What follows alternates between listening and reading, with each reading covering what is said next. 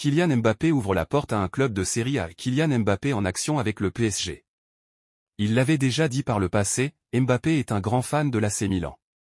Ce mardi, alors qu'il était invité à la cérémonie des Globe Soccer Awards Europe, l'attaquant de 25 ans a été interrogé sur la possibilité de jouer en Italie dans un avenir proche. Il a encore évoqué son amour pour l'écurie lombarde. Le foot italien? On ne sait jamais. J'ai toujours dit que si un jour je vais en Italie, ça sera à l'AC Milan. Quand j'étais enfant, je suivais Milan et je regarde tous ses matchs. Toute ma famille est fan de Milan, a ainsi lancé le Bondinois à Sky Italia.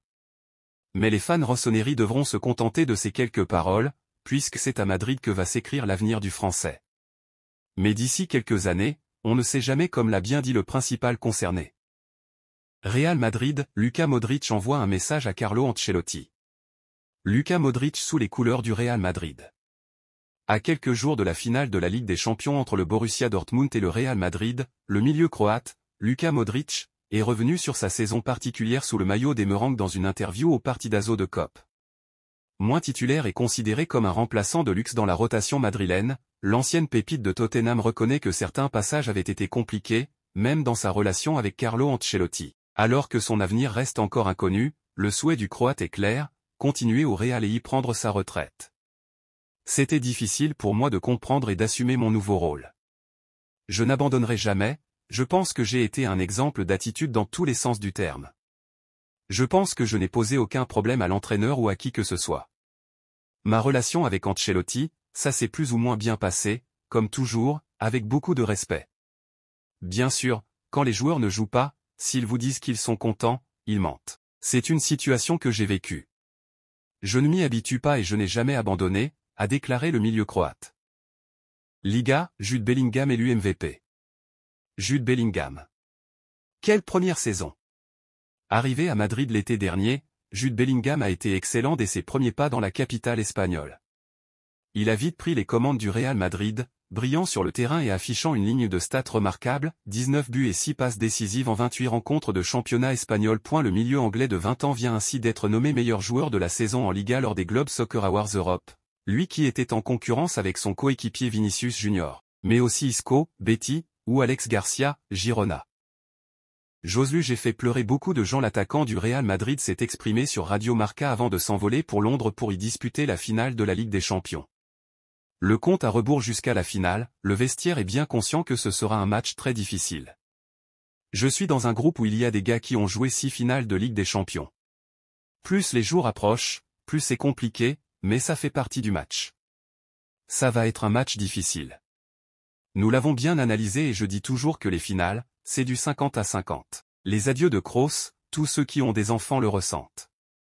C'est quelque chose qui vient de l'intérieur et j'ai vécu ce moment comme si c'était moi et que je serrais mes enfants dans mes bras. C'est là que je deviens émotif, je suis faible. Borussia Dortmund, je pense que nous pouvons apprendre beaucoup de la finale de Leverkusen en Europa League. Les Allemands étaient favoris et ils ont perdu. Si on se détend et qu'on part confiant, on se trompe. Au début de la saison, personne ne s'attendait à ce qu'ils sortent des phases de groupe. Ils ont gagné le droit de profiter de cette finale. Ne pas être trop confiant, aucun match n'est facile. D'ailleurs, les autres équipes ont toujours l'envie de battre le Real Madrid dans leur motivation, c'est ce que j'ai expérimenté et appris quand j'ai porté d'autres maillots. Sentiment après le Bayern, je suis heureux, ému. Ce match a changé la saison et aussi au niveau médiatique.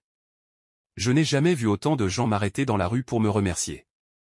J'ai l'impression d'avoir fait pleurer beaucoup de gens, de joie.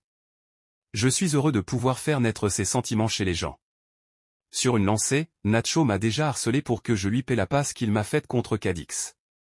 Je lui ai dit que grâce à cette passe décisive, j'avais mis fin à une période de disette et que j'avais ensuite marqué 2 buts contre le Bayern. La semaine suivante, j'en ai obtenu un autre contre Villarreal et j'ai réussi à marquer 4 buts en 4 matchs. Il n'a pas vu le reportage El Corazón de la Decimocuarta, je suis trop madridiste. Je n'ai pas besoin de le regarder pour ressentir ce que je ressens quand je porte ce maillot. L'important, c'est qu'il nous enregistre en train de gagner cette édition de la Ligue des Champions. FC Barcelone, une offre de 45 000 € à venir pour Vitor Roque. Les clauses XXL de Roque vont coûter cher. Vitor Roque dans le viseur d'Arsenal copyright Imago. L'attaquant Vitor Roque pourrait faire l'objet d'une offre de 45 millions € de la part d'un club anglais. Sous contrat jusqu'en juin 2031 avec le FC Barcelone, l'attaquant Vitor Roque n'est pas satisfait de son temps de jeu apparu à 16 reprises, 2 buts, 353 minutes de jeu. L'international brésilien, une sélection, aurait déjà une touche. Selon les informations relayées par le média Fichage, une formation anglaise le suivrait de près. Il s'agit d'Arsenal. Les Gunners pourraient rapidement envoyer une offre pour le joueur à Auriverde. Le club londonien pourrait lâcher 45 millions d'euros pour s'attacher les services du natif de Team Théo. Xavi ne fera pas de cadeau au Barça. Xavi sur le banc du Barça. Alors qu'il aurait pu partir libre cet été, Xavi a été maintenu en poste au FC Barcelone par Joan Laporta. Mais finalement, le technicien espagnol ne sera pas conservé par la direction catalane. Hansi Flick devrait prendre sa succession. Et si Xavi ne devrait pas faire de vagues sur son départ, il ne compte pas faire de cadeau à sa direction à propos des indemnités de départ. Lié jusqu'en 2025 avec les Blaugrana, l'homme de 44 ans est prêt à renoncer à la dernière année de son contrat. Mais en contrepartie, ses assistants et lui devront être indemnisés jusqu'au dernier centime, comme le rapporte AS. 8 personnes sont impliquées dans ce dossier. Le club devra débourser 12 millions d'euros à Xavi, 3 à ses adjoints, précise le média espagnol. Hansi Flick est à Barcelone. Hansi Flick. Après l'officialisation du départ de Xavi Hernandez en fin de saison, le FC Barcelone était toujours indécis pour son nouveau coach. Mais ces derniers jours, le club catalan a trouvé un accord avec l'ancien du Bayern et de la sélection allemande, Hansi Flick.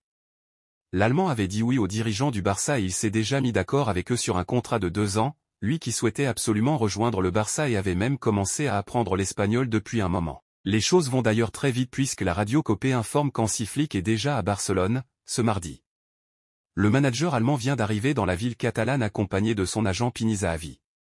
Le FC Barcelone doit encore valider les détails des indemnités de départ de Xavi Hernandez avant d'annoncer Hansi Flick comme son nouvel entraîneur.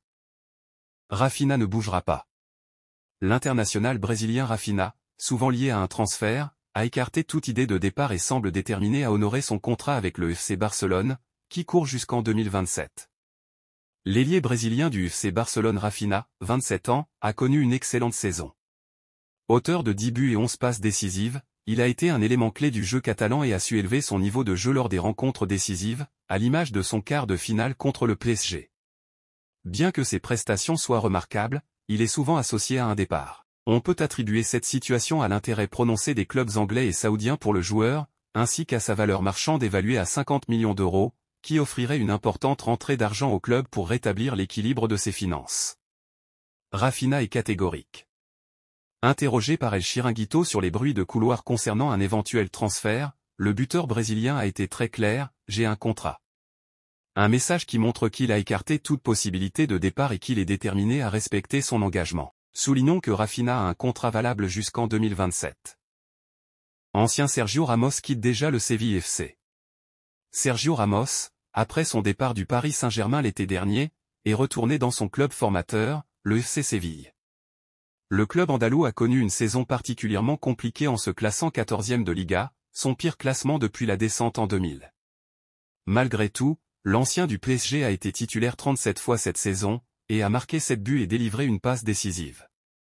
À 38 ans, l'Espagnol a toujours le niveau pour jouer au plus haut niveau.